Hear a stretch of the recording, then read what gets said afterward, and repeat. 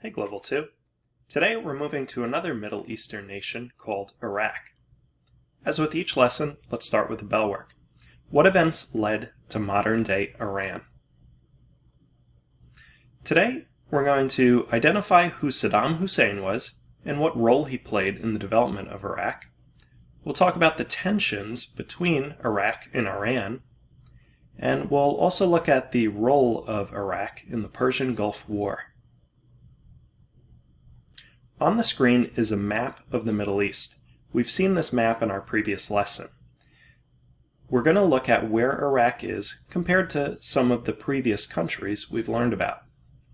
So Iraq is in the middle of the map. You'll notice that it is directly west of Iran, and it is directly north of Saudi Arabia. Right at the southeastern corner of Iraq is a small country called Kuwait. We'll talk about this briefly today. So, where did Iraq come from?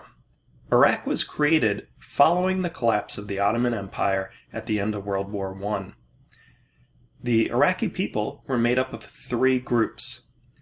The first group were the minority people, the Sunni Muslims.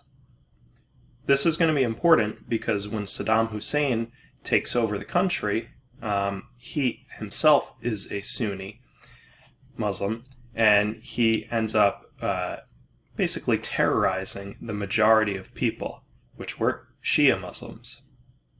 The final and third group, the Kurds, were an ethnicity that come from the Kurdish mountains and region of Iraq, and most Kurds were Shia Muslims, something around 98%. Saddam Hussein, as dictator, led Iraq into several conflicts. So the first conflict was the Iran-Iraq War.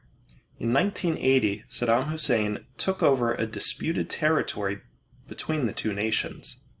War broke out, and both the United States and Soviet Union joined Iraq during this war against Iran.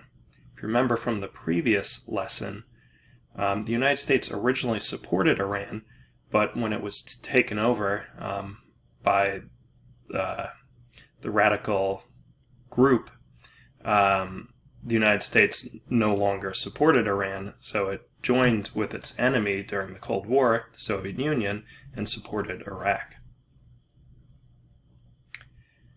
The next conflict that Iraq was involved in was the Persian Gulf War. In 1990, Iraq invaded into Kuwait, that small country I mentioned on the map. The United States had an interest in protecting Saudi Arabia, which was the other country bordering Iraq, due to oil. They organized a trade embargo on Iraq. A trade embargo is when you block other countries from trading with a specific country in order to make it change whatever it is doing, in this case, invading other countries. Iraq refused to pull out of Kuwait, and that prompted the United States to pull into an active war. The United States quickly won the war due to superior technology, but Hussein was left in power. At the end of the war, the United Nations required Saddam Hussein destroy its nuclear, biological, and chemical weapons. Iraq and Saddam Hussein used chemical weapons on their own people. Lots of gases that left people horribly disfigured. In 2001, the United States accused Iraq of developing and hiding weapons of mass destruction. In 2003, the United States invaded Iraq, captured and executed Saddam Hussein for crimes against humanity. No weapons of mass destruction were ever found. Your activity today, I want you to write a prompt talking about whether you think it was right for the United States to be involved in both the Persian Gulf War and the Iraq War of 2003. Please explain why or why not they were justified in being in the war.